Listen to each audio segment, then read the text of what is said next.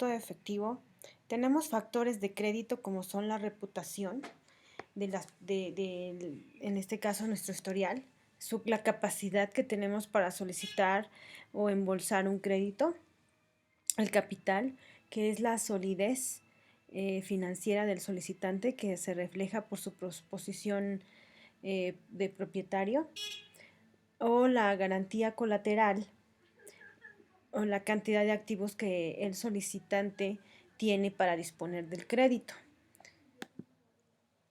Obtención de información de crédito. Bueno, esta se va a obtener a través de los estados financieros y de las oficinas de intercambio de información de crédito.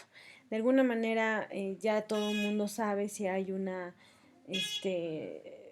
¿cómo se llama? Si hay un problema en buro de crédito, un historial crediticio no bueno. Las políticas de cobro. Es la eficiencia de la política de cobro realmente se mide o se va a disponer de acuerdo a las características del cliente. Sin embargo, siempre hay una probabilidad de cobro dudoso. Lo tenemos que calcular entre los procedimientos que se utilizan con mayor frecuencia, es la política de crédito y la política y de cobro a razón de un periodo promedio. De acuerdo a la antigüedad del que tengan las políticas de cuentas por cobrar, se van manejando como omisiones de cobro, pero recuerden también que las cuentas por cobrar, pues son una inversión, porque nosotros dejamos de percibir ese dinero para poder vender el producto y con esa finalidad de que nos lo entreguen más adelante el dinero. Sin embargo, la política de crédito es relevante porque siempre espera un aumento del gasto de la cobranza. Sin embargo, sí tenemos que hacer un cálculo muy específico de lo que no nos van a pagar. Y no nos pagan no porque no quieren, se quedaron sin empleo, se murieron. Es decir, hay un cierto porcentaje que se llama riesgo de crédito. En el momento en el que nosotros establecemos una política de crédito, tenemos que tomar en cuenta que hay un cierto riesgo de que no nos paguen.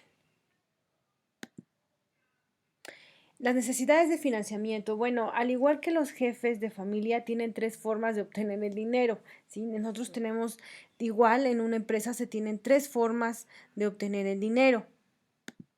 En este caso es generar expedientes de efectivo después de cubrir las necesidades actuales de operación.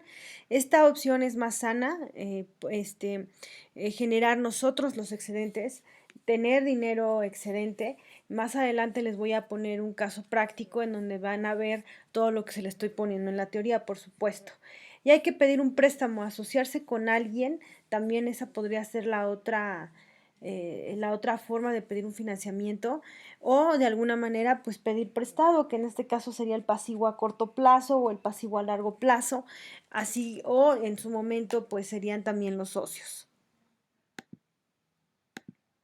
¿Cuántas formas hay de financiarse? Bueno, en algunas instituciones bancarias podremos solicitar un crédito previamente la disposición en efectivo. Sin embargo, sí hay ciertas condiciones y ciertos términos bajo las cuales disponer de este efectivo. Por lo general, los intereses son por adelantado de entrada, ¿no?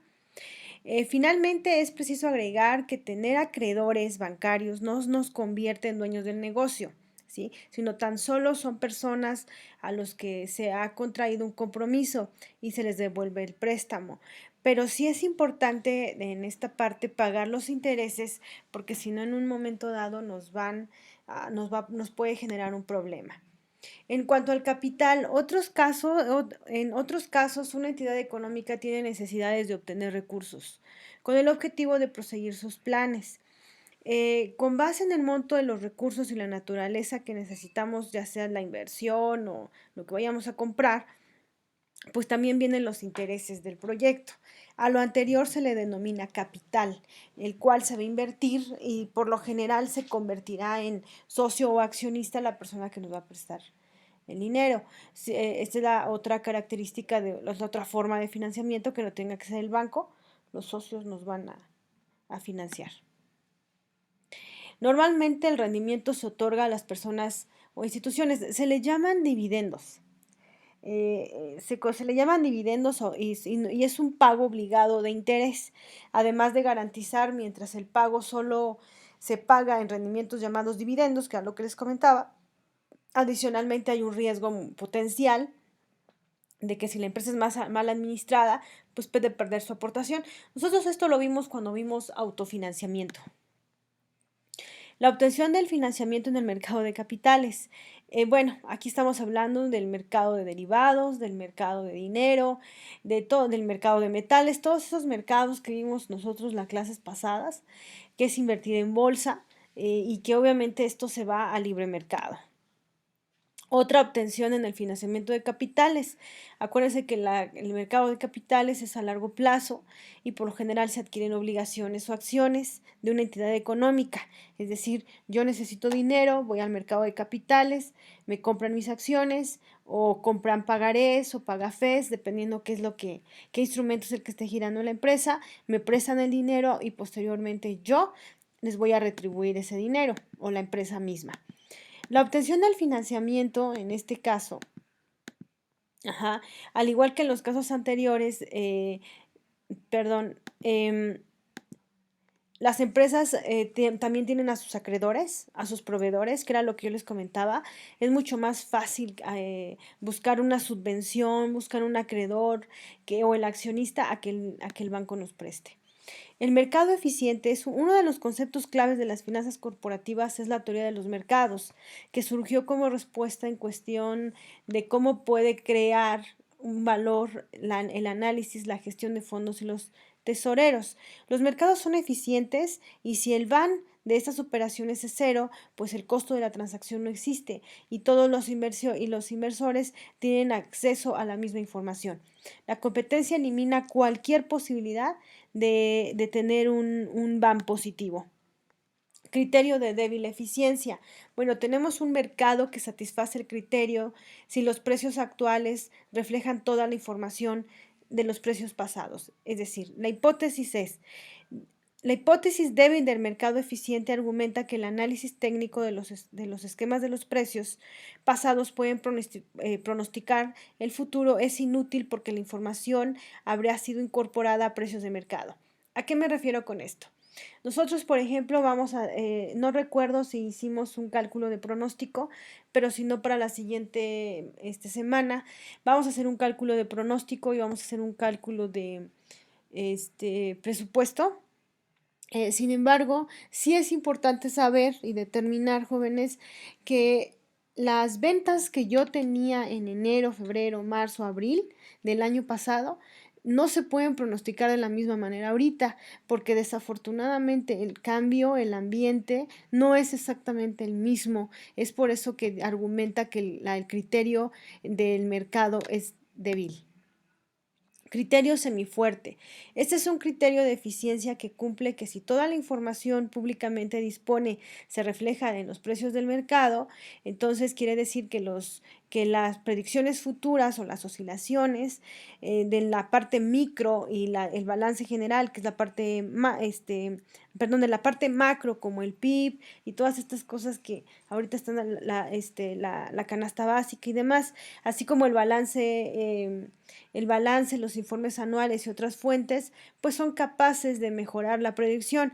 Pero si nosotros no tenemos claro el ambiente macro y el ambiente microeconómico, pues va a ser un poco difícil. Se va más hacia la parte de la experiencia. Ello incluye incluye cualquier sobrereacción o interacción sistémica. Un criterio fuerte. Un mercado cumple con el criterio fuerte si toda la información pertinente, tanto pública como privada, se refleja en los mercados. No es posible obtener ganancias extraordinarias y tendencias si de alguna manera los tipos de interés toman decisiones de endeudamiento a corto plazo. Analógicamente, los cambios contables carecen de valor. De alguna manera, jóvenes, un mercado eficiente tiene que tener cierta lógica entre la parte pública y la parte privada. Es decir, de alguna manera necesitamos obtener ganancias extraordinarias, pero tendríamos que identificar la tendencia que debe de llevar y no tanto el mercado, sino la empresa.